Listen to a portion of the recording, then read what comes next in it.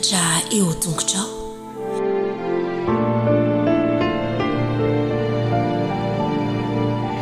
Faly miarabantsika rehetra indray ry zazakely ny ankizy rehetra zaza minono izay manaraka an'izao fandaharana izao. Tonga eto amin'ilay fotoanan'ny fanomezana indray isika anio sabata mahafinaritra no men'Andriamanitra antsika.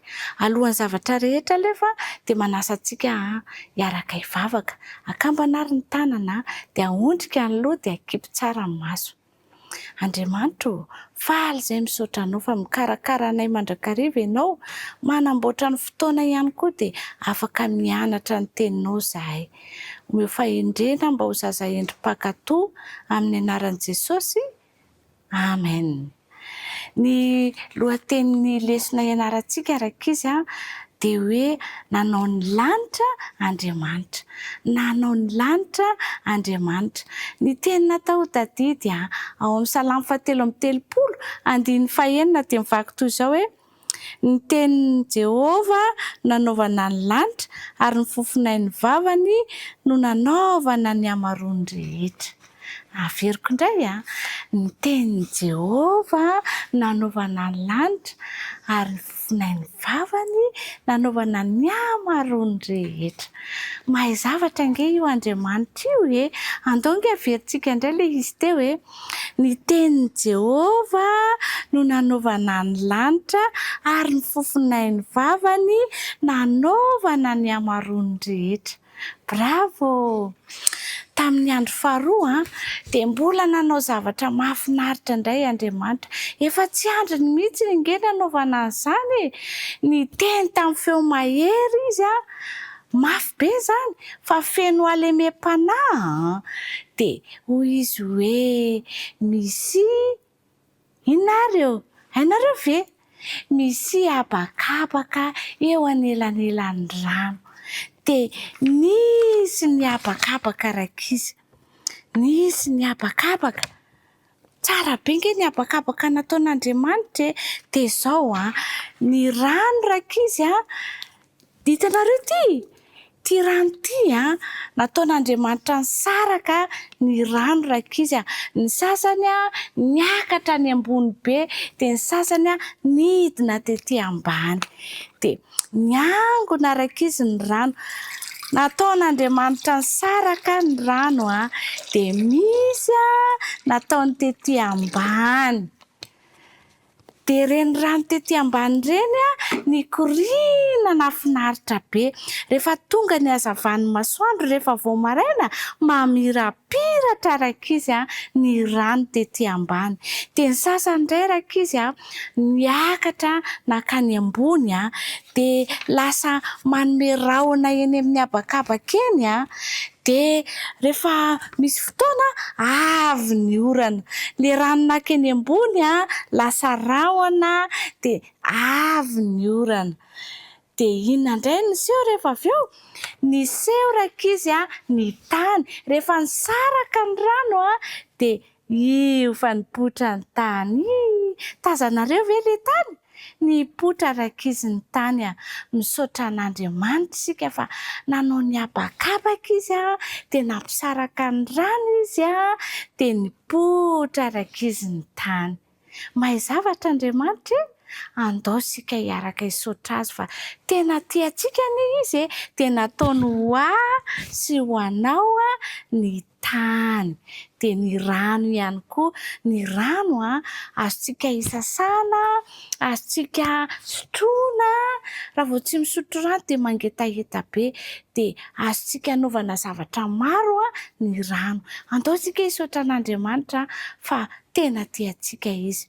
Andriamanitra, misaotra anao izay no nanomezanao anay ny tany dia nomenao ihany koa ny rano mba hahasoa anay.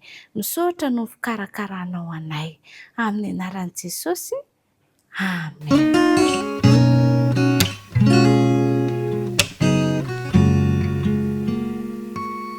Tonga eo amin'ny fotoanany kilonga isika izao. Famerenana ny leson'ny kilonga. Mialohany hamerenantsika lesona dia andehantsika akambana ny tanantsika dia hivavaka isika. Akambana ny tanana, ahondrika ny loha, akipin'ny maso hivavaka isika.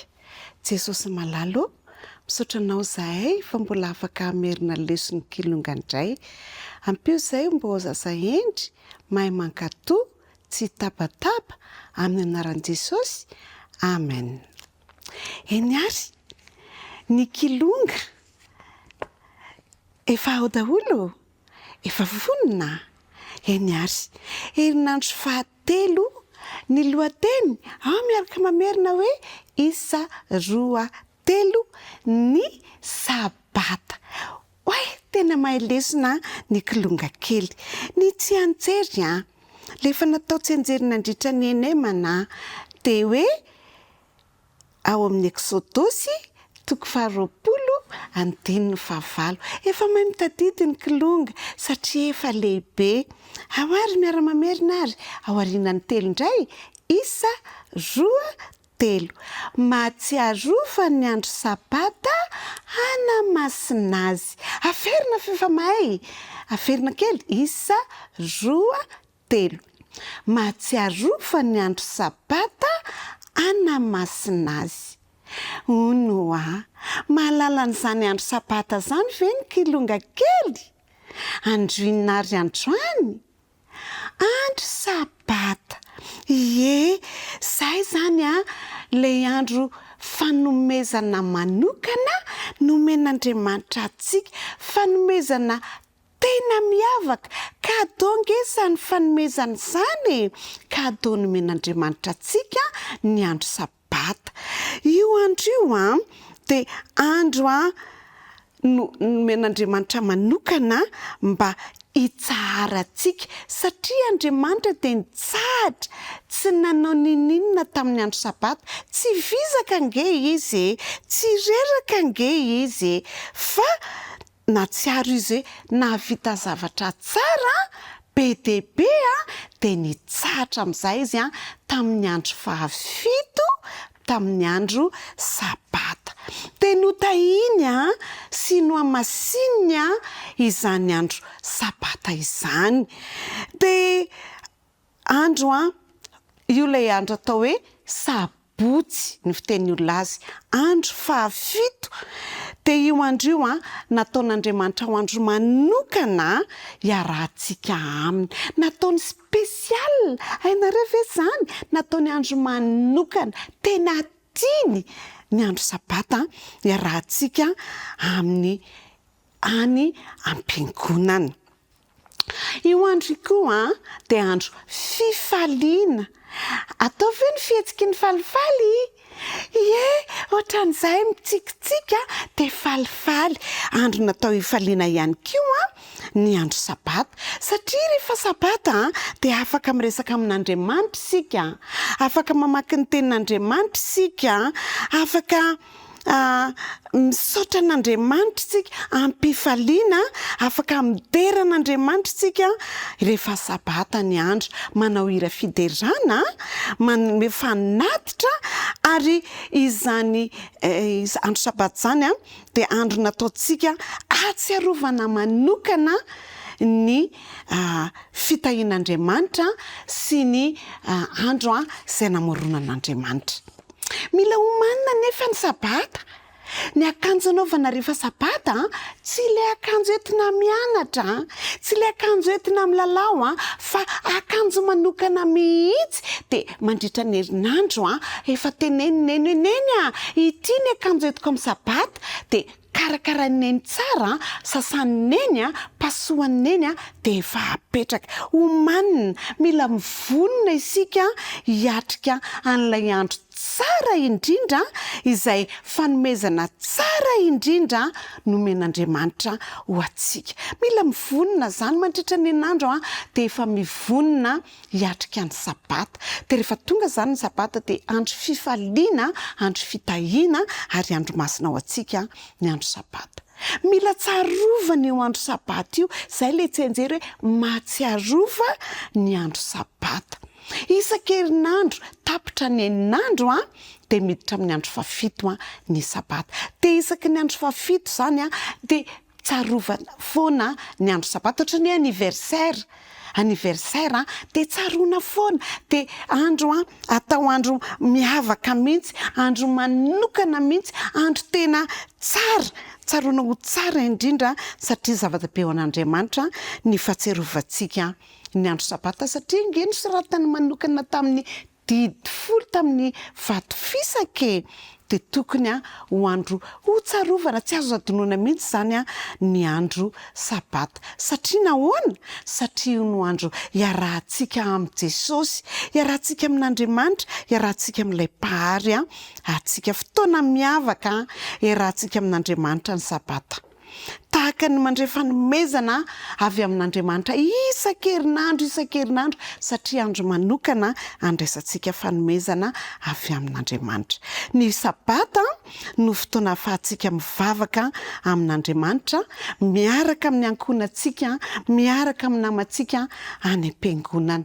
Zay zany ny andro sabata dia manomboka izao zany tsika rakizy ka atsiaro mandrakariva ny sabata dia hanamasina ny andro sabata tahaka nataon'Andriamanitra ho vonina ho amin'izany andro sabata zany satria andro manokana, fanomezana manokana ny sabata androany zany zao dia mino fa atsiaro fifaliana isika miaraka amin'Andriamanitra any am-piangonana, miaraka amin'ny dada sy neny, miaraka amin'ny namantsika rehetra.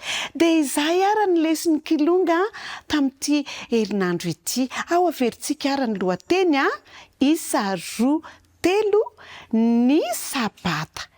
Tsy anjery mahatsiarova ny andro sabata anamasina azy. Dia mirary indrindra sabata fifaliana sy sabata fiadanana ho antsika tsiraray avy amin'ity andro ity. Ndeha tsika hivavaka ary akambana ny tanana, ahondrika ny loha, akipy ny maso. Misaotra anao zay Jesosy satria nomenao anay ny sabata ho fifaliana ho anay ary andraisanay fitahiana sy famasinana avy aminao. Ampio zahay mba hanaja ny andro sabata ka tsy anao zay tianay fa anao zay tianao. Amin'ny anaran'i Jesosy tianay nanaovanay ny vavaka. Amen. Eny ary dia mandra-peona rakizy amin'ny herin'indray zany.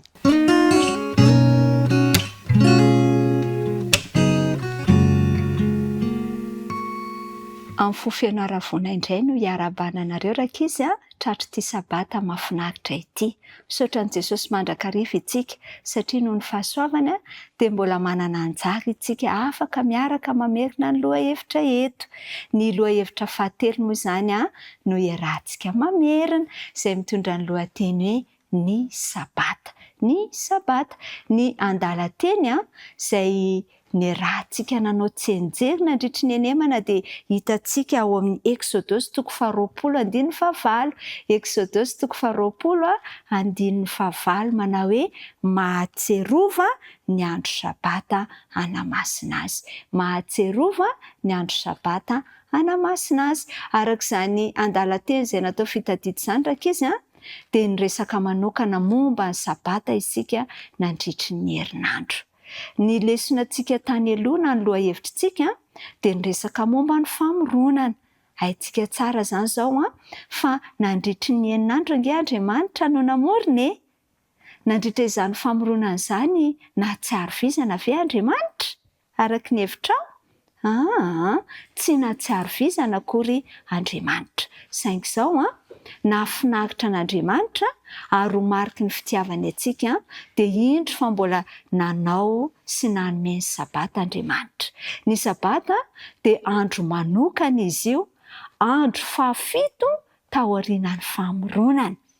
Izany hoe raha manisy amin'ny tanana zany tsika dia 7e jour zany ny andro fahafito io zany natao hoe sabata. Manokana ho iaho nanaovan'Andriamanitra n'izany sabata izany. Nomeny zany tsy noho izy hoe reraka na vizana fa tena nataony mihitsy izy io ho antsika olombelona. Natao izy io ho andro manokana izay iarahantsika aminy. Be da be ny zavatra tian'Andriamanitra ho ataontsika amin'izany andro sabata izany. Anisan'izany rakizy ny fianarantsika ny tenin'Andriamanitra. Anisan'izany ny fanehoantsika voninahitra azy amin'ny alalan'ny hira, ny tsianjery, amin'ny alalan'ireo talenta izay nomeny antsika. Ary manokana izy io satria dia andro izay notahian'Andriamanitra sy nohamasin'Andriamanitra.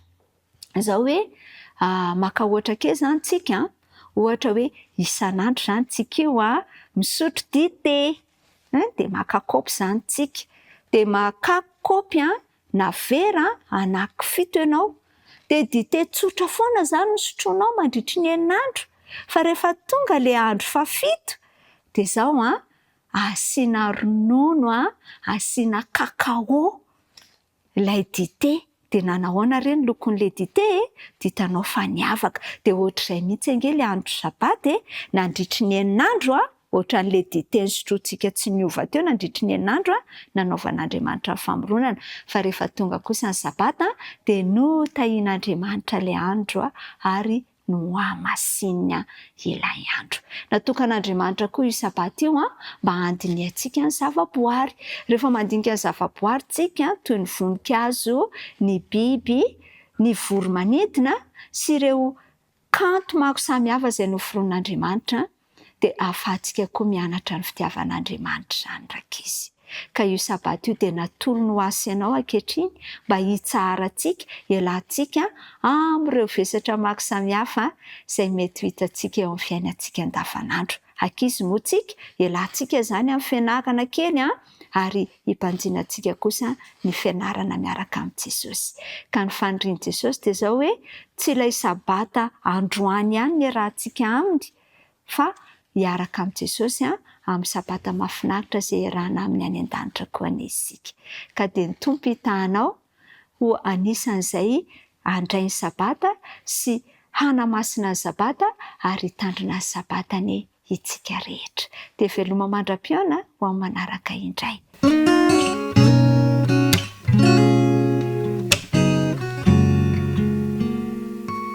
Manahoana daholo indray ary isika amin'ny tanora zandry indray zany izao ny mamidina mamerina kely izay nianarantsika nandritry ny herinandro. Lesona fahatelo indray isika izao, mpaminany voafonja ny lohateny izay niarana averintsika.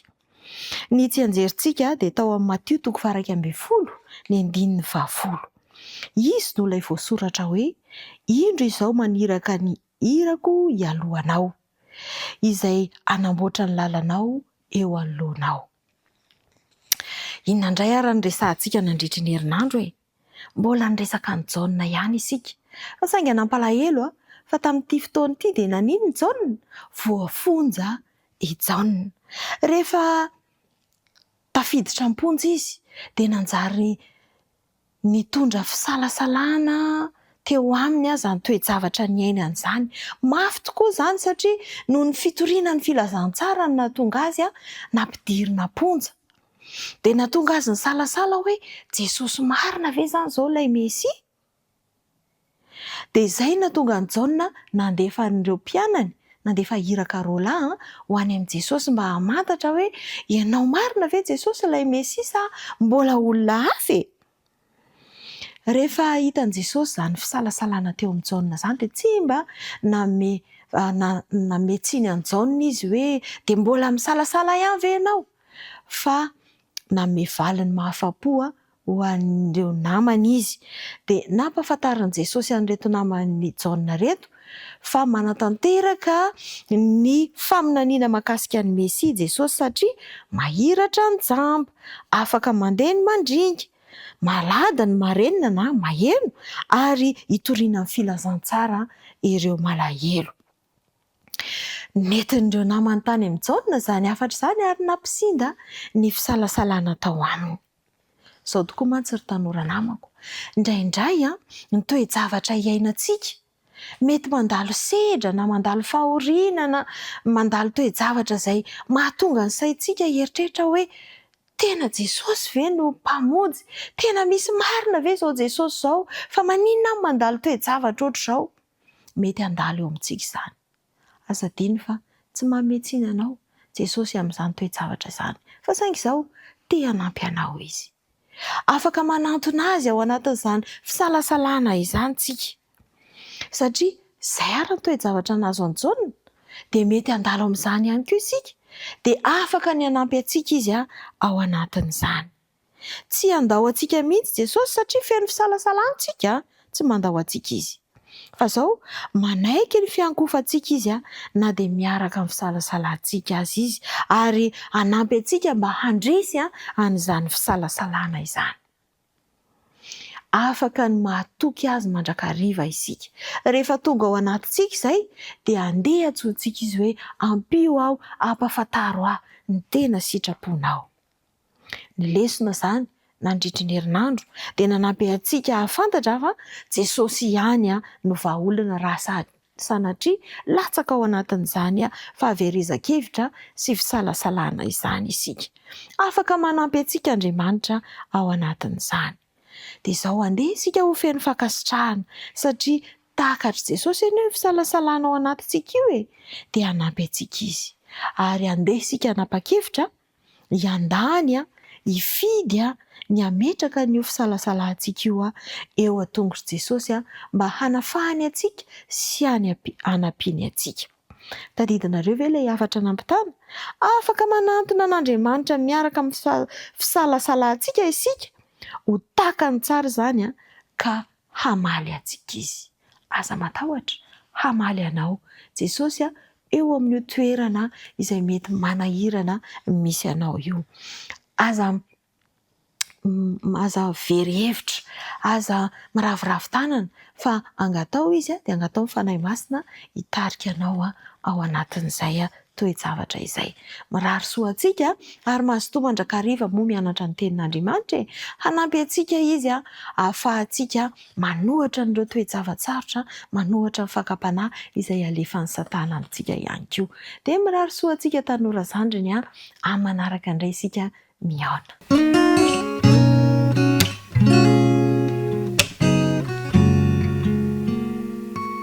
Miaraba ny tanora mantanto rehetra indray miaraba ny zoky ny zandry rehetra ihany koa natratra ity fotoana ity izay ahafahantsika mamerina ny lesona fahatelo izay ny anarantsika, izay mitondra ny lohateny hoe ilay fifanandrinana lehibe. Ilay fifanandrinana lehibe. Ny andinina tao tadidintsika dia izay hitantsika ao amin'ny Mateo 9:1-4. Andeha raha tsika mamerina ny ilay jenjery, tsy misy olona mahay manompotompo roa fa ny anankiray ho alany ary ny anankiray ho tiany, na ny anankiray ho ombany ary ny anankiray ho amavony. Tsy mahay manompo an'Andriamanitra sy mamona ianareo. Ny lesona izay ny anarantsika dia nisy hoe fifanandrinana. Inona iza no mifanandrina? Nisy ady tany an-danitra, Mikaela sy ny anjeliny niady tamin'ilay dragona, ary dia fantatsika fa resy Satana dia roahana niala tany an-danitra izy sy ireo anjely.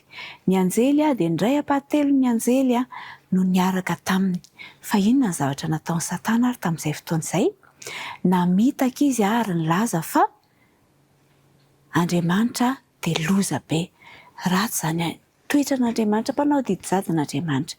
Ary izany fitaka izay ataony izany no mbola ataony ankehitriny ihany koa, takonany isika tsy hafantatra hoe iza marina moa Andriamanitra. Kanefa Andriamanitra dia Andriamanitra fitiavana, Andriamanitra be famindrapo, Andriamanitra tsara ilay Andriamantsika.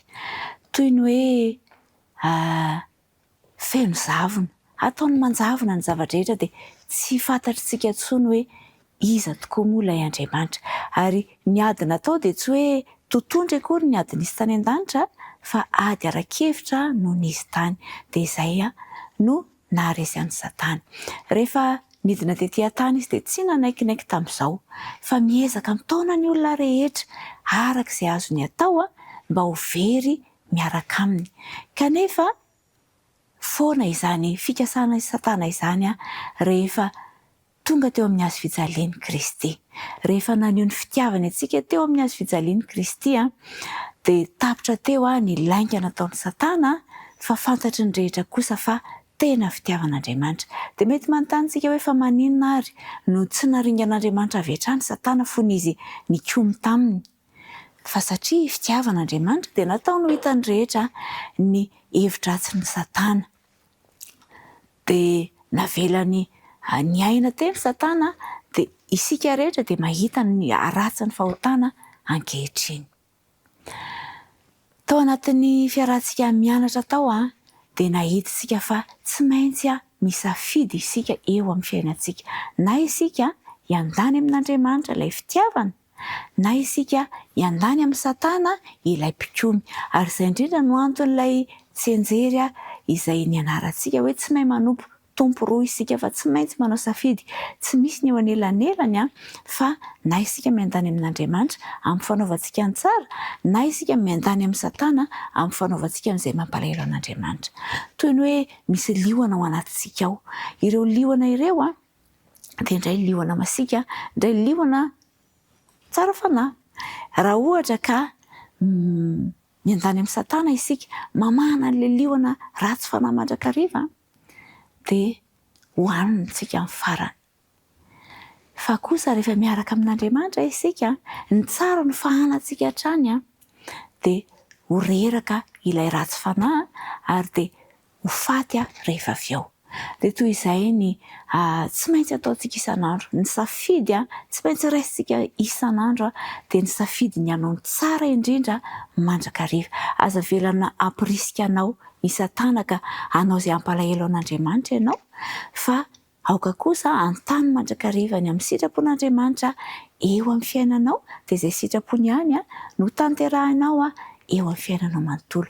Amin'ny mahatanora nareo dia be dia be mihitsy ny fakapanahy alefan'ny Satana ary mampirisika mandrakariva izy mba hanaovantsika ny ratsy. Kanefa aokantsika hibanjina an'Andriamanitra mandrakariva amin'ny fianarantsika ny teniny isan'andro isan'andro. Aokantsika hivavaka mandrakariva ka tsy ho reraka, ary aokantsika hanandratra fiderana sy fankalazana an'Andriamanitra mandrakariva. Dia amin'izay fotoana izay dia miandany amin'Andriamanitra isika ary ho resy Satana.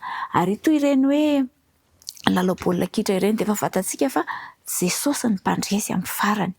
Dia toy izany raha maka ekipa iray resy isika dia tsy ho andresy mihitsy ary tsy azo fifaliana, fa ny ekipa mandresy no tohanantsika. Dia toy izay ihany koa andeha isika hiaraka amin'Andriamanitra mandrakariva dia ho mpandresitsika eo amin'ny fiainantsika rehetra. Dia toy izay ny lesona izay narantsika tamin'ny herinandro iny dia mirary fampiarana tsara ho an'ny tanora mantoanto rehetra. Dia manaraka indray ary veloma daholo.